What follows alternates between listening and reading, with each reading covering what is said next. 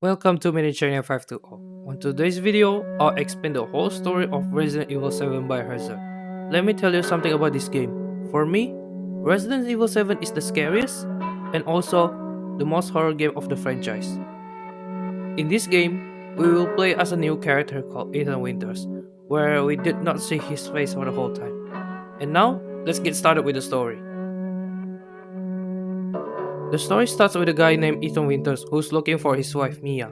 Ethan then watches Mia's recording and feels something bad to her, so Ethan goes to find her as both of them had not met for 3 years. Ethan then finds the location where it is located somewhere in Louisiana, which there's a big house, but it's locked, so Ethan must find a way to get in there. Ethan goes into the house and it looks like haunted, but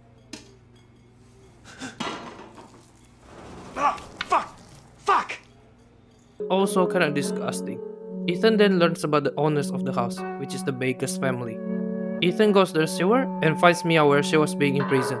Mia tries to find a room which has a door, but the door is gone. When Ethan is going downstairs,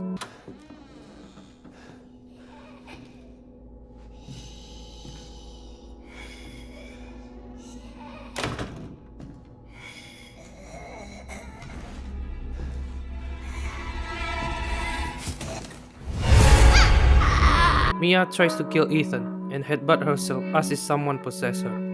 Mia then attempts to kill Ethan once again, but Ethan takes down Mia with an axe, which almost killed her. Then there's a phone ringing. Ethan takes the phone and it was someone called Zoe. Zoe tells him not to come to the house and go to the attic for the way out. However, Mia finds Ethan and she right now goes insane as she cuts off Ethan's left hand. Ethan finds a recording where it was recorded on June 1st, 2017 by Clancy Jarvis. The recording shows there are three people including the cameraman who came to the house before Ethan's arrived. They explained that the house was owned by the Baker's family including Jack, Marguerite and Lucas. The house had been abandoned for 3 years. Then, one of the crew, Andre, went missing. The crew heard a noise in the room and found a secret way, but Clancy was too scared, which he told his cameraman to go first before him. They found Andre, but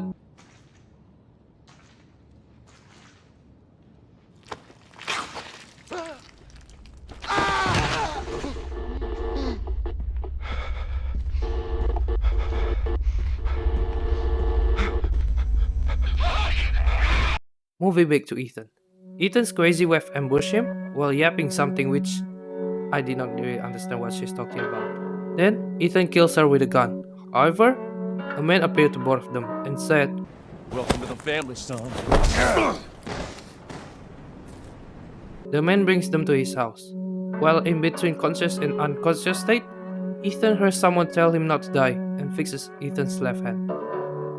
Ethan is waking up and having a 5-star Michelin dinner with the Baker's family. Fun fact, Michelin restaurant only have 3 stars as the highest. Oh yeah, the one with the glasses is Jack, the woman is Margaret, and the other one is Lucas. Back to the story. The Baker's family ends their dinner and leaves as soon as the cop comes to the house. Except the granny. We'll talk about the granny later.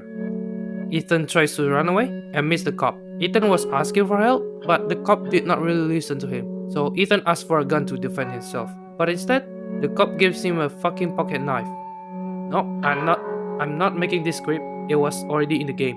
Okay, Ethan finally meets the cop in the garage, but Hey, put that door back! Put that door back up! Wait!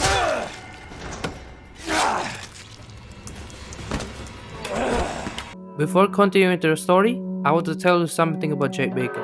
For me, Jake Baker is the hardest thing to be killed in Resident Evil franchise, where he has broken regeneration and durability as Ethan's gonna encounter Jack many times in this game. Ethan starts to have a fight with Jack, then drive a car to crush him alive. But Jack accidentally kills him and comes back to life while dying slowly.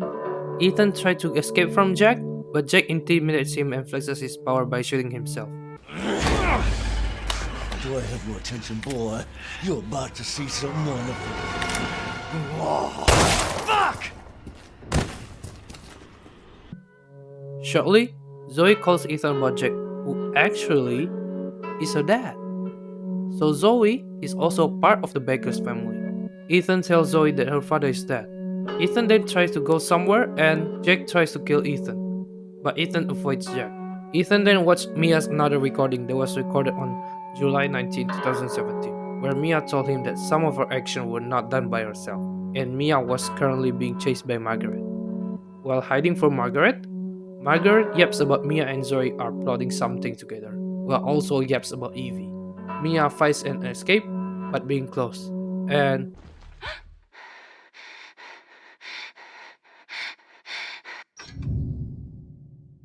Where do you think you're going?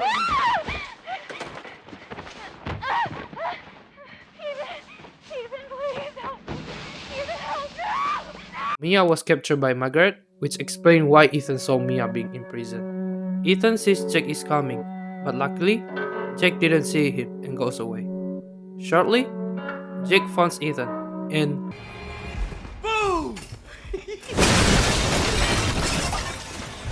God damn! Ah! Ethan then goes away from Jack and gets a shotgun. Somehow, Ethan ends up being in a dissection room where he's also having a fight with Jack once again. In this fight, they are battling with chainsaws, just like the Chainsaw Man anime, which result Jack in becoming a Gojo Kit Kat. Zoe calls Ethan as she knew what Ethan doing for the whole time. Ethan was asking for a way out, but Zoe explained that she and her family are contaminated, which makes Zoe can't leave for the house, where Mia also got the same thing as Zoe does. In this case, Ethan must find the serum. Zoe tells Ethan that the ingredient is inside the old house. Ethan meets Mia, but Lucas takes her. Ethan then finds the room, but Margaret's still there, so Ethan must defeat her. After escaping from Margaret, Ethan then goes to the room and gets the ingredient, which is a fetus and arm. I mean, seriously, what kind of serum that needs a fetus and arm? Never mind. Zoe asked Ethan about the serum, and Ethan said he hasn't found it by the ingredient, which is the series head and an arm. Zoe tells him to meet her at the trailer, while Ethan is searching for more ingredients. But so far, I think Margaret is the most disgusting zombie in the whole franchise, as she carries a lot of bugs on her. At the end, Ethan kills Margaret for good.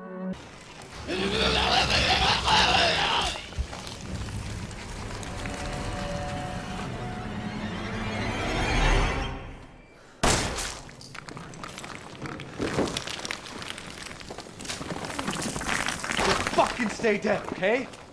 Ethan tells Zoe that he has found the ingredient to make the serum, which makes Zoe able to leave this creepy ass house. Zoe calls Ethan again, but this time, it's not Zoe. It's Lucas, as he also texts Zoe. Lucas also sets up an activity for Ethan if he wants to save Mia and Zoe. But first, Ethan must see what's inside of the fridge. Ethan sees the cup head where Lucas considered the cup as a pig. Then, Ethan also finds the cup body as Ethan needs to take something by inserting his hand to the throat. From this moment, I can assume that Lucas is fucking psycho, and he reminds me of the Joker. Moving on. Ethan watched another record from Clancy Jarvis, which was recorded on June 2nd, 2017.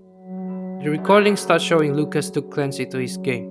Clancy reached a room with the birthday cake as Lucas instructed him to take something for the least spot that you would expect where he obtains a telescope. Clancy falls the game and gets... What the fuck is this? What are you doing? What are you doing? Oh man! No! No!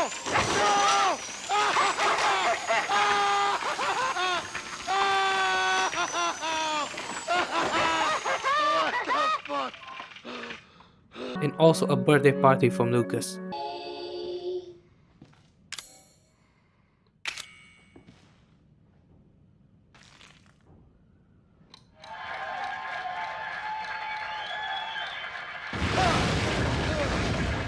Bruh, if you play the game that was set up by a psycho, there's no way he will let you make it alive. Lucas then shows something to Ethan and flexes his regeneration ability. Soon after, Ethan sees a door with a passcode. Lucas suddenly appears right in front of Ethan and tells the passcode with different numbers. Ethan needs to find the right passcode, but Ethan is forced to battle with a big zombie, which Lucas also set up it for Ethan. Ethan managed to kill the zombie and got the right passcode. Ethan then used the right passcode and door opens.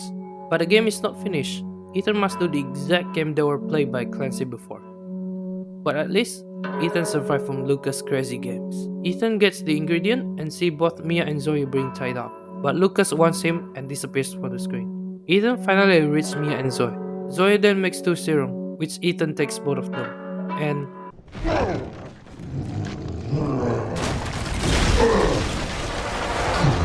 Ethan once again fights with Jack, but this time, Jack transforms into a monster. Ethan ends Jack, but Jack is not done with Ethan. And Zoe tells Ethan to use one of the serum to nerf Jack, which stops Jack from moving. Since Ethan had used one, he only got one serum left, which Ethan must choose either Mia or Zoe to inject with the serum, where this is the most important part of this game, which brings different endings. I personally would choose Zoe rather than Mia, but in this case, I will explain in Mia's ending. Ethan then injects Mia, which makes Zoe feel betrayed. That makes Ethan and Mia leave Zoe alone. While on the boat, Ethan asks Mia if she remembers anything before meeting the Baker's family, but Mia didn't remember. Then, both of them were seeing a giant ship and being attacked. Moving on to Mia. Mia wakes up as she hears someone calling her mommy. Mia finds Ethan, but Ethan is being taken by a goopy ass thing. Mia gets a flashback in the ship engine room, where there's a little girl killed the engineers, where she also appears on Mia's head. Then, Mia follows the little girl. Then the little girl tells Mia to watch an old tape, which was recorded on October 5th, 2014 by Mia herself. The recording shows Mia's co-worker, Alan, being attacked by Eveline, where Eveline is the little girl that Mia just met. Well, Eveline is also Evie, so call her whatever you want. Alan gave Eveline tissue sample to Mia in order to stop her. Mia then saw Eveline was vomiting something like goopy ass thing, and those were her friends. Like, seriously? Those were her friends? Are you kidding me? Back to the story. Evie is getting out of control as she has a desire for having a family. Mia searched for Alan, but Alan was missing. Then Mia found Alan on upstairs. Because Alan said something bad to her, Eveline killed Alan. But the goopy ass that Alan vomited was infected to Mia as well. Before something gets worse, Mia sends a message to Ethan where Mia tells Ethan to forget about her. Eveline offers to Mia, which causes the ship to be destroyed, and Mia was sunk in the sea.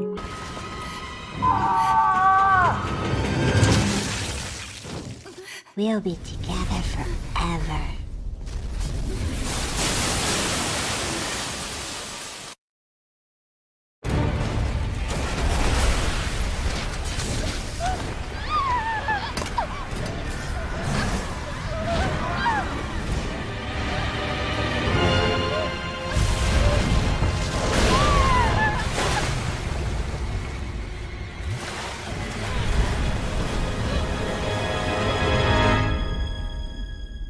Mia finally remembers what happened to her and Eveline. Eveline asks if Mia wants to be her family.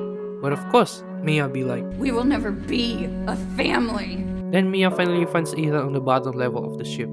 But Eveline threatens Mia. While in the world of consciousness, Ethan meets Jack. But this time, Jack is not hurting him anymore. Jack and his family actually were good people. By the way, Lucas is always psycho, even before when he was a human. The disaster happened when Jack found Eveline near the bayou, where Eveline's presence changed everything, which makes the family go crazy. This makes Ethan realize that Mia is being controlled by Eveline at the start of the game. Jack gives his last message to Ethan that he must stop Eveline to free his family. Mia saves Ethan, but Mia asks Ethan to get out of the ship and locks herself. Ethan finds out that the BSA found no survivor at the house, and Lucas messages to a third party. While exploring the ship, Ethan learns Eveline's origin, where she is a BOW that was created by Eaters or mold, which refers to the goopy ass thing, along with necrotoxin that can nerf Eveline. The mold was created by an organization called The Connection, where they also created Eveline with some abilities like mind controlling, hallucination, and also regeneration. Those who are infected with the mold will be able to see the hallucination of Eveline. In fact, even before meeting Ethan, Mia was also part of the Connection, where she is directly involved with the project, as she, along with Alan, were being tasked as Eveline's caretakers. Ethan recounts everything happens at the start of the game when he was with Mia, and it turns out it was Eveline's doing by possessing Mia. Soon after, Ethan finally meets Eveline and injects an necrotoxin to her, which turns out Eveline is the granny that we met at the dinner. Eveline then turns into a lark creature, which kinda infects the whole house, and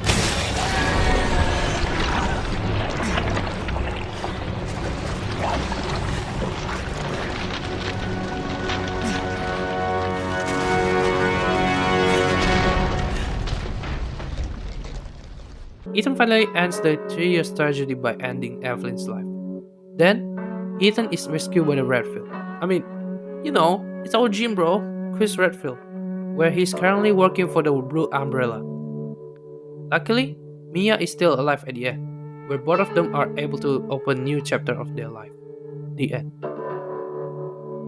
Oh yeah, before the video ends, I also want to add what happens if you choose to inject the serum to Zoe instead of Mia. If you choose Zoe, Mia will be disappointed with Ethan and Zoe, as they leave her alone. Both Zoe and Ethan will be attacked by Eveline, and No! No! Evie! Please! Zoe? Evie! Zoe? Zoe! What the fuck?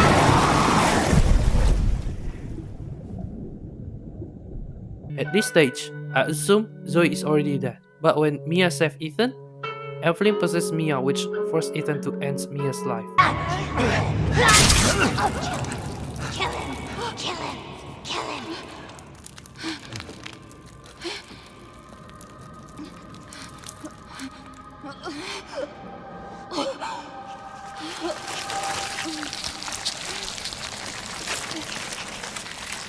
I'll go kill that bitch.